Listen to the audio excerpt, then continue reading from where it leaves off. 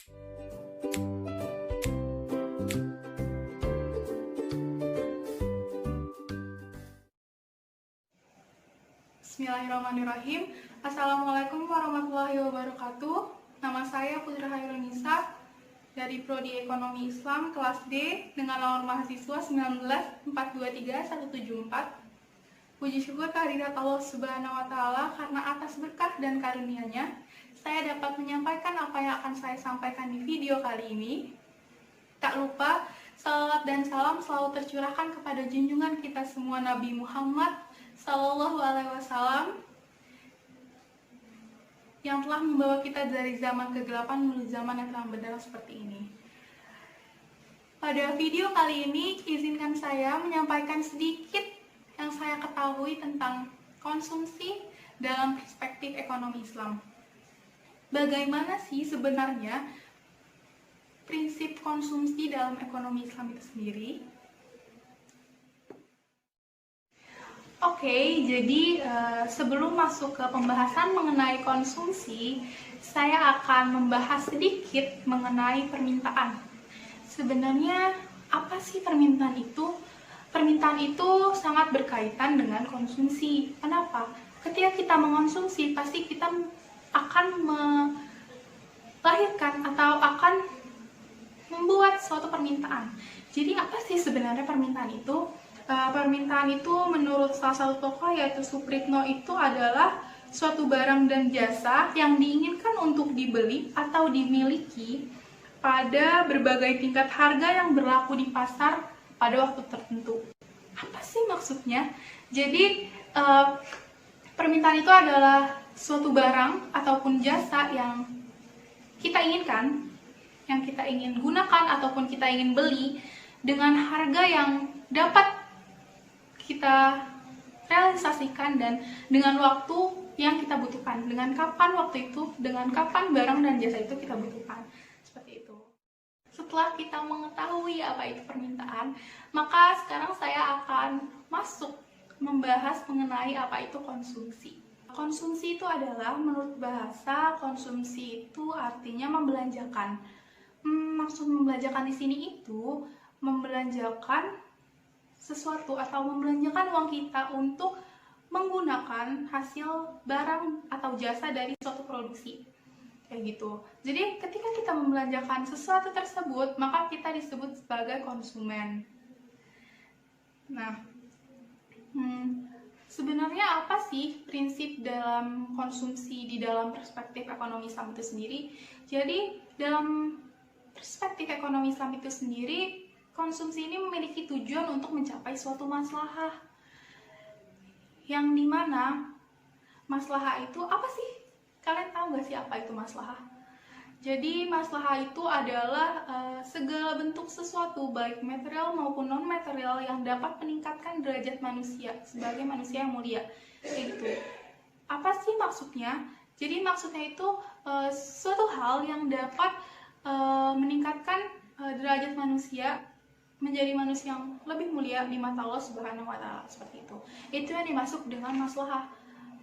Maka dari itu, sebenarnya tujuan dari konsumsi pada ekonomi Islam ini adalah mencapai suatu maslahah yang berbeda dengan prinsip dari ekonomi konvensional, yaitu adalah untuk mencapai kepuasan dari seseorang. Itu.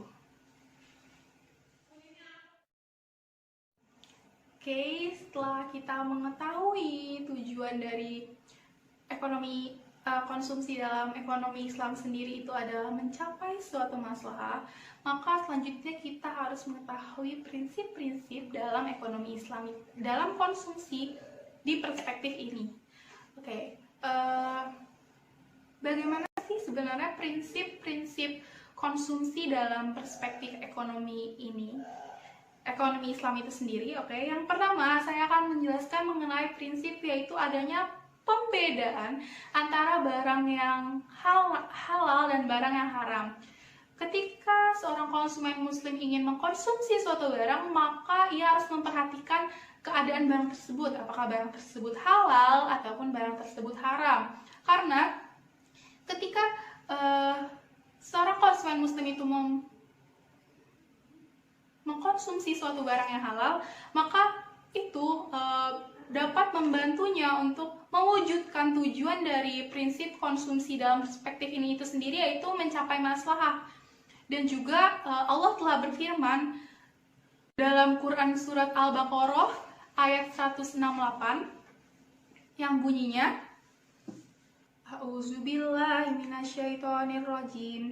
Bismillahirrahmanirrahim. Ya ayyuhan nasu kulu mimma fil ardi halalan thayyiban wala tattabi'u khutuwatis syaiton innahu lakum aduwwum mubin. Yang dimana artinya, wahai manusia, makanlah dari makanan yang halal dan baik yang terdapat di bumi, dan janganlah kamu mengikuti langkah-langkah setan. Sungguh setan itu musuh yang nyata bagimu. Maka dari ayat ini dapat kita lihat bahwa Allah telah menetapkan bahwa di bumi ini pasti ada sesuatu yang halal, dan telah disediakan oleh Allah di bumi ini sesuatu yang halal dan baik untuk kita. Maka dari itu, kita juga dalam mengonsumsi sesuatu, kita harus memperhatikan apakah itu halal, apakah itu baik untuk kita.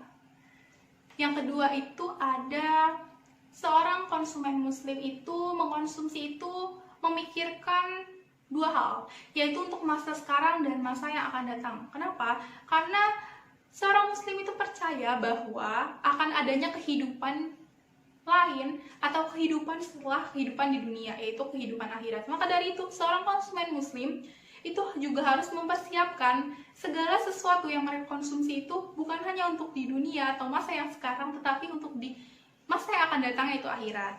Oke? Yang ketiga itu ada pengeluaran. Pengeluaran yang dikeluarkan oleh seorang muslim itu harus seimbang dan harus bermanfaat bagi siapapun, bagi dirinya sendiri, bagi orang lain, ataupun bagi lingkungan di sekitarnya, bagi siapapun. Pokoknya pengeluaran yang dia keluarkan itu harus baik, harus seimbang juga. Jangan sampai terlalu banyak untuk ini atau terlalu banyak untuk itu sehingga lupa dengan yang lainnya, seperti itu. Lanjut, yang keempat yang akan saya bahas itu adalah mengenai tidak bolehnya berlebih-lebihan. Kenapa? Karena Allah itu tidak menyukai sesuatu yang berlebih-lebihan. Jadi kita mengkonsumsi sesuatu itu sesuai dengan apa yang kita butuhkan saja.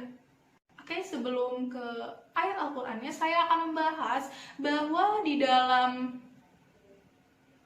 prinsip ekonomi Islam ini, konsumsi itu membedakan bahwa adanya kebutuhan dan adanya keinginan. Apa sih maksudnya? Ketika sesuatu yang kita butuhkan itu harus terpenuhi. Mengapa? Karena itu adalah kebutuhan kita. Tetapi sesuatu yang kita inginkan itu tidak juga harus terpenuhi. Bagaimana sih kita bisa tahu apakah sesuatu itu kebutuhan atau keinginan kita? Seperti itu. Jadi, yang pertama, contohnya saya akan memberi contoh sendal. Oke, sendal. Bagaimana sendal itu bisa menjadi suatu kebutuhan atau bisa menjadi suatu keinginan ini? Ketika sendal itu menjadi suatu keinginan, itu seperti ini konteksnya. Ketika kalian sudah memiliki 5 sendal, kalian pakai satu untuk keluar. Kalian jalan. Di jalan, kalian melihat ada penjual sendal. Dan kalian suka banget sama sendal itu. Kalian pengen banget beli sendal itu. Kalian pengen banget nih beli sendal itu. Kenapa konteks sendal di sini menjadi sebuah keinginan? Karena kalian udah punya 4 sendal di rumah. Kalian bisa mengganti sendal yang udah kalian pakai dengan sendal yang ada di rumah, karena itu masih bisa kepake semua loh. Maksudnya kalian masih memiliki cadangan yang lain. Jadi kalian nggak harus beli sendal itu juga nggak apa-apa. Kalian masih punya sendal yang lain kayak gitu. Itu berarti keinginan maksudnya. Ketika sendal itu menjadi suatu kebutuhan itu ketika kalian cuma punya satu sendal nih. Kalian cuma punya satu sendal. Nah, sendal kalian itu rusak. Di jalan kalian lihat ada orang jualan sendal. Nah, kalian mau beli karena sendal kalian rusak. Nah, sendal di situ bisa menjadi suatu kebutuhan buat kalian. Karena sendal yang kalian punya yang cuma satu itu udah rusak. Dan kalian juga harus menggunakan alas kaki dong. Misalnya untuk ke masjid atau untuk kemana. Jadi seperti itu, konteks sendalnya seperti itu bisa menjadi suatu kebutuhan untuk kalian. Nah, kebutuhan itu harus terpenuhi. Mengapa? Karena ketika kebutuhan itu terpenuhi, maka ibadah atau jalan yang kita lakukan untuk beribadah kepada Allah Subhanahu wa Ta'ala itu akan menjadi semakin mudah. Kayak contohnya makan itu harus terpenuhi agar kita dapat beribadah dengan baik kepada Allah, seperti itu. Dan yang terakhir, saya akan membahas mengenai bagaimana implementasi perilaku konsumsi dalam perspektif ekonomi Islam ini ke dalam kehidupan sehari-hari. Oke, yang pertama itu ada dalam berbelanja. Bagaimana sih implementasinya dalam ketika berbelanja? Jadi ketika berbelanja, seseorang konsumen muslim yang menerapkan prinsip dari ekonomi Islam itu sendiri akan memilih suatu barang menurut maslahatnya. Kenapa? Karena tujuan dari ekonomi Islam, tujuan konsumsi dalam perspektif ekonomi Islam itu sendiri adalah mencapai suatu kemaslahatan. Maka ketika konsumen muslim yang menerapkan prinsip konsumsi ekonomi Islam ini dalam kehidupan sehari-hari, dia pasti akan memilih barang sesuai dengan tingkat kemaslahatannya. Ketika ada dua pilihan barang, maka ia akan memilih barang mana yang lebih tinggi maslahatnya dibanding dengan barang yang lainnya. Seperti itu. Oke, yang kedua itu ada dalam bersedekah. Jadi menurut prinsip dari konsumsi ekonomi Islam itu sendiri, bersedekah itu termaksud ke dalam perilaku mengonsumsi. Kenapa bisa seperti itu? Karena bersedekah itu adalah membelanjakan harta di jalan Allah Subhanahu wa Ta'ala. Jadi seseorang konsumen muslim itu pasti akan melakukan sedekah ketika mengonsumsi sesuatu. Jadi dia tidak lupa untuk bersedekah ketika dia juga mengonsumsi suatu barang yang lain. Maka dia tidak lupa membelanjakan hartanya di jalan Allah Subhanahu wa Ta'ala. Dan yang ketiga itu ada dalam berwakaf. Jadi wakaf di sini juga merupakan salah satu membelanjakan harta di jalan Allah Subhanahu wa Ta'ala. Oke, sudah selesai saya menyampaikan sedikit pengetahuan saya mengenai konsumsi dalam perspektif ekonomi Islam ini. Jadi kesimpulan yang dapat kita ambil dalam penjelasan saya di video ini adalah yang pertama itu prinsip konsumsi dalam Islam itu adalah prinsip yang sangat mengedepankan kemaslahatan. Terus yang kedua itu dalam Islam itu membedakan adanya kebutuhan dan keinginan. Jadi kita harus bisa membedakan mana kebutuhan maupun keinginan kita. Terus sebagai seorang muslim juga kita tidak boleh hanya memikirkan diri sendiri. Kita juga harus memikirkan orang lain dan kita juga harus memikirkan konsumsi kita di jalan Allah Subhanahu wa Ta'ala. Sekian yang dapat saya sampaikan pada video kali ini. Kurang lebihnya mohon dimaafkan. Segala kesalahan yang saya ucapkan, baik perkataan ataupun perbuatan yang ada di video ini, saya mohon maaf, karena kesempurnaan hanya milik Allah Subhanahu wa Ta'ala dan kesalahan datangnya dari saya pribadi. Wabillahi taufiq wa hidayah. Wassalamualaikum warahmatullahi wabarakatuh.